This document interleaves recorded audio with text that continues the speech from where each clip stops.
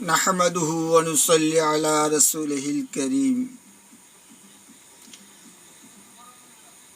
প্রিয় দেশবাসী,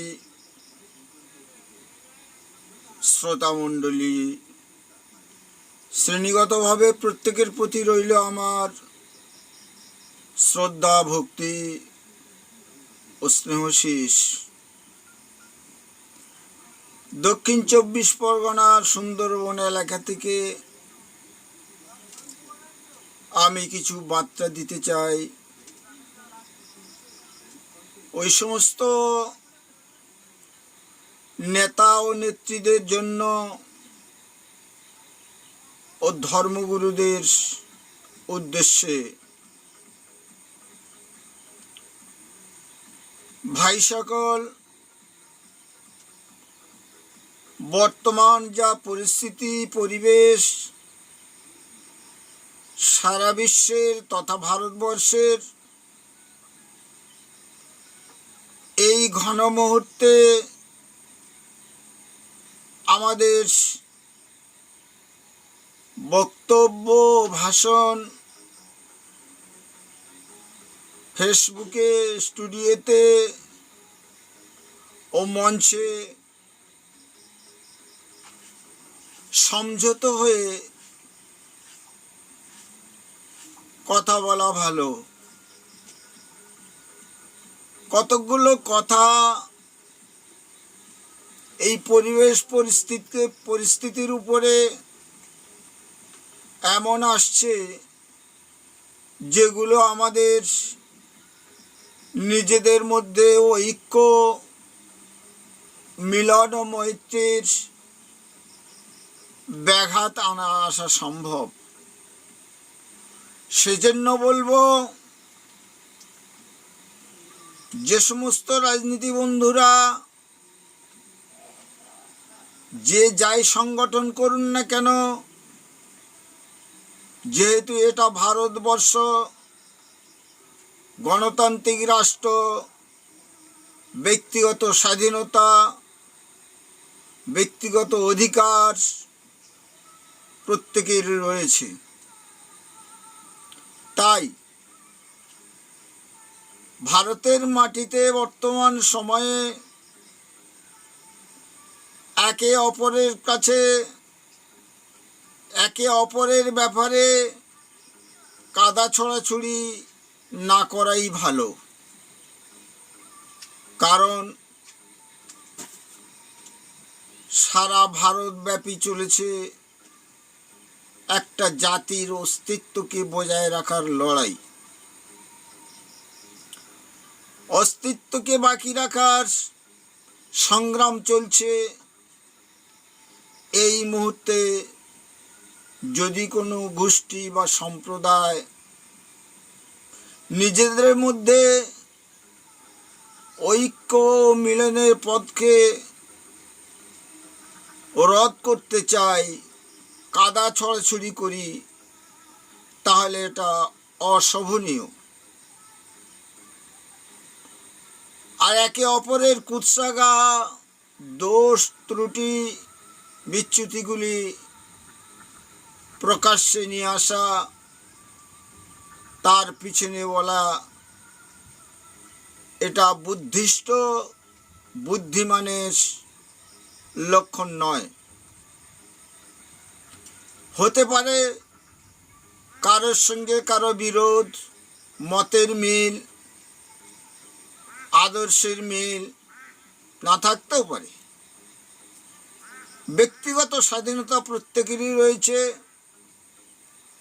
যে যা সংগঠন করেন সেই সংগঠনের প্রচার ও প্রসারে আপনি আগিয়ে যেতে পারেন, আমরা আগিয়ে যেতে পারি।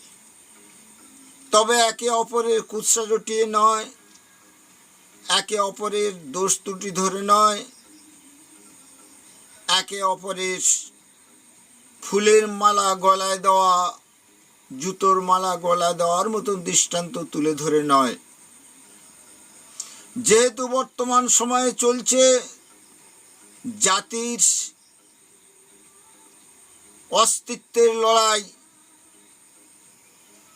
ভারতবর্ষের বুকে বাঙালি জাতিকে শেষ করার চক্রান্ত, বাংলা ভাষাকে শেষ করার চক্রান্ত, মুসলমান জাতিকে শেষ করার চক্রান্ত, সনাতনী ভাইদেরকে শেষ করার চক্রান্ত, দৈত্যরাজ ভারতের মাটিতে শাসন কায়েম করতে চাচ্ছে অবৈধ সরকার। কেননা যে সরকার আজ ভারতের নাগরিকত্বের প্রমাণ ও প্রুফকে অস্বীকার করতে চাচ্ছে, যার ভিত্তিতে আমরা ভোট দিয়ে সমর্থন করে আজ দিল্লির পার্লামেন্টের আসনে আসীনিত হয়েছেন, এমএলএ এমপি প্রধানমন্ত্রী মুখ্যমন্ত্রী হয়েছেন, যে প্রমাণের ভিত্তিতে যে রেশন আধার কার্ড, ভোটার কার্ড তাকে আজ অস্বীকৃত জানাচ্ছে।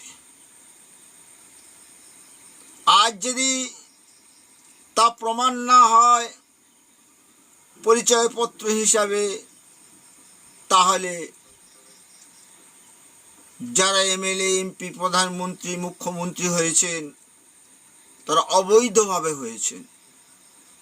সেজন্য বলতে বাধ্য হচ্ছি, অবৈধ সরকারের দৈত্যরাজ চলছে, নিধনযজ্ঞ চলছে মুসলিম জাতির উপর, নিধনযজ্ঞ চলছে বাঙালিদের উপর। বিভিন্ন অজুহাতের মাধ্যম দিয়ে তাদেরকে দমন পীড়ন করা হচ্ছে, বাস্তুহারা করা হচ্ছে, ধর্মের অস্তিত্বকে শেষ করে দিতে চাচ্ছে। মসজিদ, মাদ্রাসা, শিক্ষা প্রতিষ্ঠানগুলোকে বুলডোজার দিয়ে শেষ করে দিতে চাচ্ছে। এহেন পরিস্থিতি পরিবেশের মধ্যে দিয়ে আমাদের করণীয় কর্তব্য হবে হিন্দু, মুসলিম, শিখ, ইসাই ভাই ভাইয়ের মতো ভারতের নাগরিক হিসাবে আমাদেরকে ঐক্যবদ্ধ হয়ে ওই দৈত্যরাজ নরেন্দ্র মোদী, অমিত শাহ, যোগীর বিরুদ্ধে আন্দোলন গড়ে তোলা, ঐক্যবদ্ধ হয়ে ঐক্যের বার্তা নিয়ে আমাদেরকে একত্রিত হওয়া। ঘরে বাইরে, কোর্টে কাছারে, আইন আদালতে, গ্রামগঞ্জে, শহর টাউনে সর্বত্র আন্দোলন গড়ে তোলা। দৈত্যরাজের এই যে নীতি আদর্শ, তা ভারতবর্ষের স্বাধীন হওয়ার পর এই প্রথম শুরু হয়েছে বলে মনে করি। সুতরাং আমরা ভারতের নাগরিক, আমরা হিন্দু মুসলিম ভাই ভাই, শিখ ইসাই ভাই ভাই, এই ঐক্য আমরা গড়তে চাই।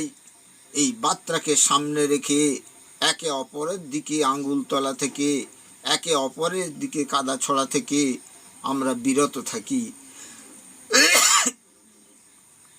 এই আহ্বান আমি রাজনীতি বন্ধুদের করব।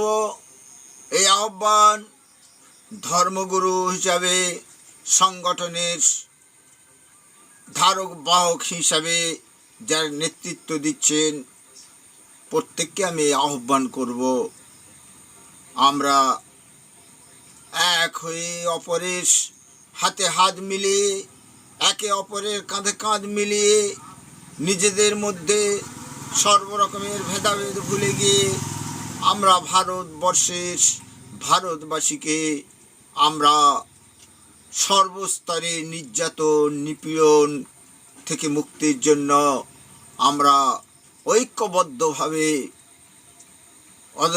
দৈত্যরাজ কায়েম করার প্রতিবাদ করব, প্রতিরোধ গড়ে তুলব। এই আহ্বান আমি সুন্দরবন এলাকা থেকে প্রতিটি স্তরের নেতা নেত্রীদের কাছে ধর্মগুরুদের কাছে, সংগঠন পরিচালকদের কাছে আমি আহ্বান করব,